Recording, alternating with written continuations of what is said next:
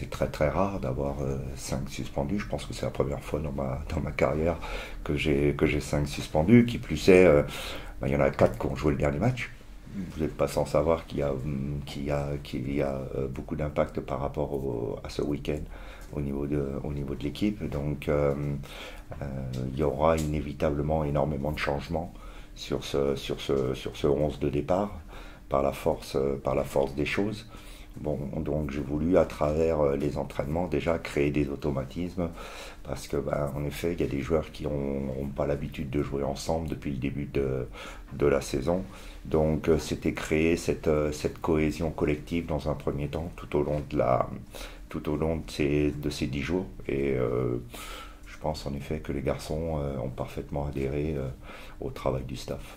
Vous avez aussi, j'imagine, travaillé à la fois à Angers, mais aussi Pau, parce que ça sera forcément un 11 très différent, donc il fallait aussi travailler les voilà, c'est pour ça que c'était, on a pas mal mélangé aussi au niveau des associations, parce que ce qui est vrai sur ce match-là sera peut-être pas vrai sur le match de Pau en termes d'association. Mais bon, j'ai l'habitude de prendre les matchs les uns après les autres. L'expérience m'a appris qu'il faut d'abord être dans le présent et mon idée dans un premier temps c'était de me focaliser sur ce match d'Angers. Comment vous abordez ce match face à Angers qui est leader alors que vous venez d'arriver, vous n'avez eu que 10 jours pour travailler?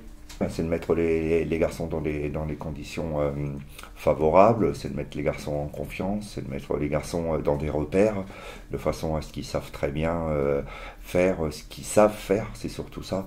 C'est comme ça que c'est important de les mettre dans leur poste de prédilection, là où ils sont le plus efficaces, de façon à ce qu'ils amènent leur qualité. Donc revenir vraiment à des fondamentaux individuellement et collectivement. Et j'ai préféré dans un premier temps me focaliser sur mon équipe et mon groupe plutôt que sur Angers. Parce que on n'a pas le temps tout simplement et je préfère on n'a pas envisagé encore Angers, on en parlera à partir de demain. Justement, vous avez parlé d'un 11 peut-être remanié, est-ce que vous pouvez me donner les absents, les suspendus?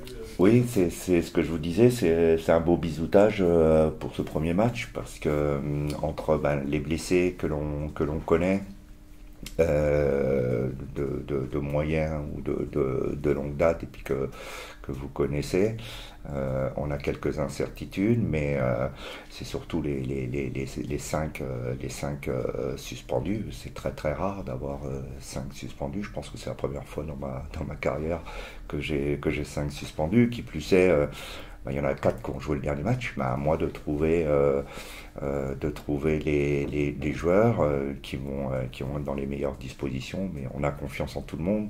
C'est là tout l'intérêt du groupe, encore une fois, c'est là tout l'intérêt des garçons qui ont travaillé depuis le début de la saison ensemble. Et on peut savoir où en sont Luka Ilić notamment, Mehdi Taarabt aussi, ou même Abdoulaye Kante. Ouais, ce sont tous ces garçons qui ont fait les 10 jours. Ce sont des garçons qui, pour l'instant, postulent, mais on sait que ça reste encore fragile et qu'il faut surveiller vraiment de près. Donc on attend encore les 48 heures qui arrivent là, mais c'est des garçons qui ont participé à, pas obligatoirement l'entièreté des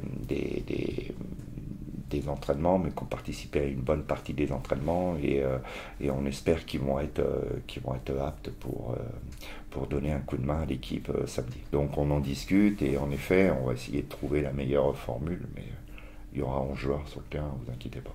Merci, à samedi.